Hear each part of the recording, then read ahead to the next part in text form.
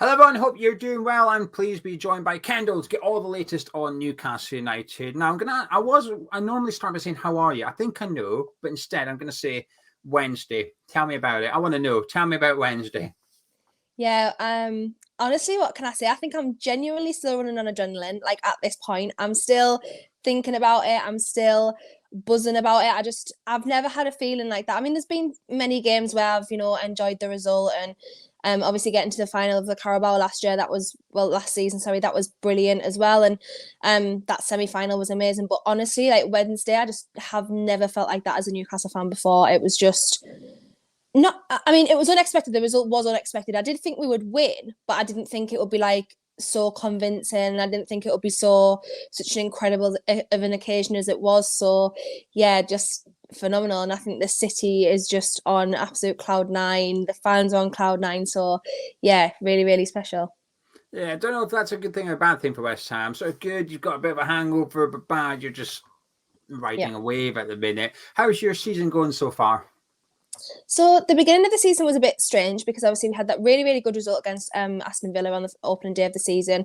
And then that entailed three losses, which is it's not really usual for us since Eddie Howe's come in. It's not very often that we have three like bad losses in a row. But when you look at it on paper, it was against Manchester City. We only lost 1-0 away to Manchester City. And then it was Liverpool and Brighton. And I think the worst one for me was Liverpool, just simply because we were at home, we were on top. There was absolutely no need for us to lose that game, really. But yeah, and then obviously that then led into beating Sheffield United 8-0, which was a bit crazy, and Manchester City at home in the Carabao, and then beating Burnley, and then obviously beating PSG. So the last 2 weeks have been really, really good. So it's been a very, very mixed bag for us this season so far. Although when we look back at it, considering we didn't have any extra games last year, obviously we only had the Carabao, but in terms of Champions League and things like that, we are better off at this stage of the season than we were last season. So for me, that's kind of, it's a good thing. And yeah, so hopefully we can just continue this vein of form. But we have some, like, our games, West Ham and Newcastle games, are just so strange. Like, it's either like there's usually quite a few goals in the games, or there has been in recent times anyway. And it's just a very weird one. Obviously, last year wasn't great for you guys at your place. That was No. a good game for us. So yeah, I don't know. Our season's been a bit of a mixed bag, really. I'm interested in this really because I think Newcastle's in this funny period where I don't quite know what to expect from you. Because obviously at the start of the season, you look at Man City, well, they're going to challenge they're probably going to win the title. Liverpool, Yeah. Arsenal, they're going to want to challenge Man City. Man U, well, maybe they just qualify for the top four again. Because you look at Newcastle, you think, well, actually, what can they do? You know, you've seen some pundits, and now I don't subscribe to this, some pundits, and I think they could win the title. Well, hang on a minute, that's a bit too far. But what were your aims at the start of the season?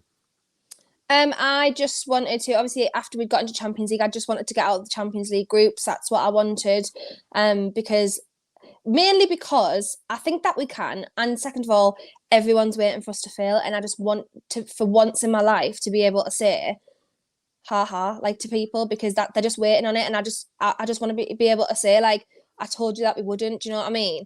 So as long as we get out of the groups, then I'm fine. I would really, really like another cup run. I would like another final, and I want to win it this time. Not that I'm saying that we will, but I would obviously like to if we got to the final. I don't want to go into another final and lose it, because that is just horrendous. Like, it's a horrendous feeling.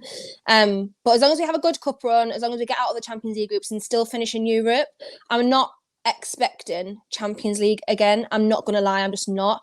And I know people will say, well, you have to change your expectations now. You know, you're doing well, you're in Champions League, you kind of don't want to drop to Europa League. But I just think the extra pressure on us, we still are not at a level where we have the depth to compete on every single front. We're doing relatively well at the moment. We're doing very, very well, but we're just depth-wise going further into the season. Obviously the FA Cup's coming around as well. If we're still in the Carabao Cup by then, if we're still in the Champions League by then, it's just a lot of games to consider with the depth that we currently have at the moment. There's injuries on top of that as well. So yeah, just as long as we finish, I would hopefully top six. I'm hoping so. Obviously this year is going to be a bit of a different kind kind of outlook on the league, because 5 places might get Champions League this year, depending. And yeah, so top 6, hopefully a good cup run and to get out the Champions League groups. I'm not bothered how far we go after that. As long as we get out of the groups and into the next round, then I'm happy with that. Yeah, losing a final's never nice, but I wouldn't know what that feels like No, this year. sure We won ours. We did our business, but I still remember 2006 FA Cup final, so it does sting a little bit. I think you have changed your expectations, though. When you were saying people say you've got, I think you have, because you're just speaking there that you've got to go on and win a trophy, which is that's something you would have said previously. You know, when I've spoken to you in the past, it's like, can we just stay in the Premier League, please, and that'll be fine. So your expectations have shifted dramatically. Now, from what you're hoping for to what you're expecting, I want some predictions from you, Kendall. Right. So top 6, do you think you'll do it? Yeah, I do, but I think it'll be 6th. Let's say qualify for Champions League. Like you said, we don't know if it's 4 or 5 yet. Do you think you'll qualify again? No, I think it'll be Europa League this year. Get out the group in the Champions League? Yeah, I do think. How far do you think you'll go in that? I know obviously it depends on... Yeah, it depends on the next round. I think, as I say, it depends on the next round, because if we avoid the bigger teams in the next round, I'm not entirely sure how it works, obviously, because I'm not used to being there. But I think it obviously gets drawn again, and I'm like 50-50 whether you can get even teams in your league next round. I don't think you can if you get out of the group. So, and you can't get anyone that was in your group with you. So if we manage to avoid them and we get maybe like another team who's got through the group who's not Bayern Munich, then I think we might even be able to get through to the next round. But it just completely depends on who we possibly get next round, really. And do you think you'll win Carabao or FA Cup? Do you think you'll do it? See, there's another thing. It's just so luck of the draw. And last year we had all Premier League opposition, to be fair, leading up to the Carabao Cup final, and we played Southampton, we played Leicester, I think we played Bournemouth earlier on, and it was just luckily that we didn't get anyone major until the final. This year, obviously, we've had Man City, we've got Manchester United next round. So for me, it's like, who do we get next? Arsenal? Like no, Liverpool? Because we're putting them out, thank you. Yeah. We've got Arsenal next round. I get yous. But you know what? I think we can. I think last year was just, I hate saying last year, but it's last season. Last season was just, they hit us at the worst time. Like, because I genuinely thought we could have won it last year. Like, honestly, 100%. And I went into that final just thinking we can actually do this if we just come out of the blocks well. But obviously, they just hit us at a bad time. We had injuries, and we just, obviously the Nick Pope thing wasn't great either. So yeah, but I do think we can do it. Whether or not we will, especially with Champions League and things like that, is just another story. So yeah, I think we can, but I don't know if we will. In fairness, though, in the Champions League, you get out the group with PSG, Dortmund, and Milan. I think you've already shown you can do it. Yeah. So I think they are 3 sides that you would expect to be in the latter rounds of the Champions League. Yeah. So I think you can get out of that group. I think you've proven, like you said, maybe not Real Madrid or Bayern Munich, but apart from that, there's not that many teams left, and you've always given Man City a run for their money as well. And in the Premier League, I know you beat them in the Carabao Cup. I'm not counting that. That doesn't count. That's like reserve game. But you've shown you can do it. So actually, even if you got them who won it last year, favourites for this year, you can possibly put this out. I don't know. I think Newcastle could go quite far in a lot of competitions this season. Anyway, last one on your team. Who is the players in form? Who do West Ham fans need to look out for on Sunday afternoon? So definitely Almiron. I think he especially at the beginning of the season, he kind of hits a really good vein of form. At the beginning of most seasons, it just hasn't translated to kind of towards the end of the season. Maybe this year will be different. I don't know. Obviously, it would have been Anthony Gordon, but unfortunately, he is suspended for this game, which is actually very bad news for us because he's just been incredible. He's been one of the players of the season so far for me, and very unexpectedly is so as well. So that's a shame. I actually am not entirely sure who's going to play left wing. Because Barnes is out as well now till next year. So I'm not sure who's going to play there. Possibly Murphy. I just actually don't know who's going to be there.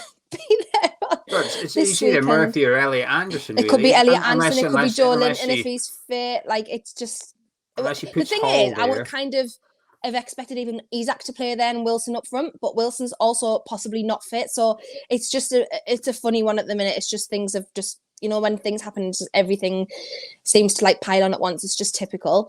And then Bruno as well, because towards the end of last season, he wasn't at his best. And I think there was just a lot of things piling up. He has expressed several times in the past that he's an emotional person.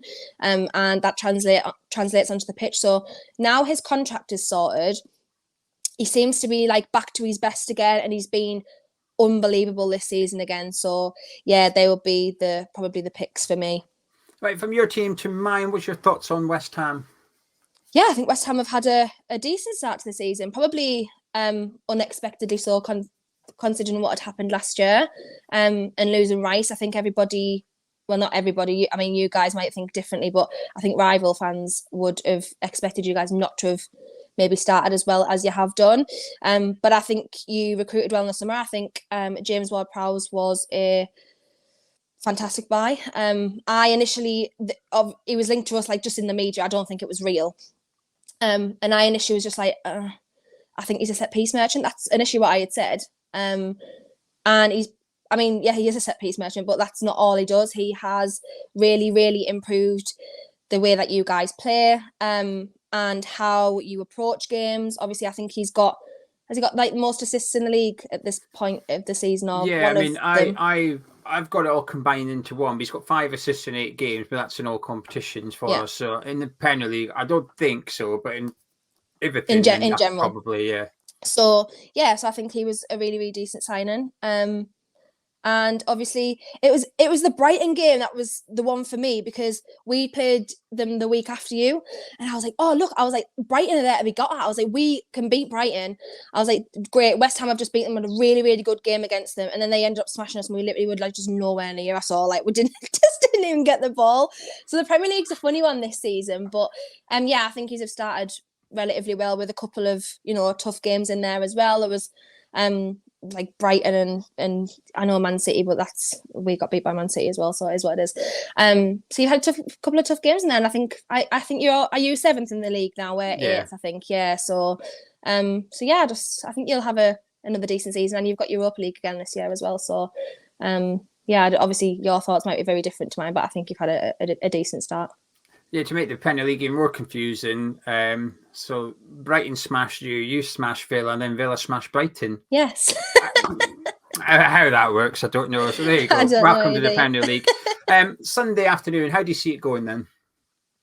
I think it's going to be one of the toughest games that we've had so far this season, just simply because I don't know what's going to happen. Like, I genuinely, normally year on year, when I go into this fixture, because we've been so poor the last few years, but then last year it was like it almost switched, because you have had a relatively good few years prior to obviously last season.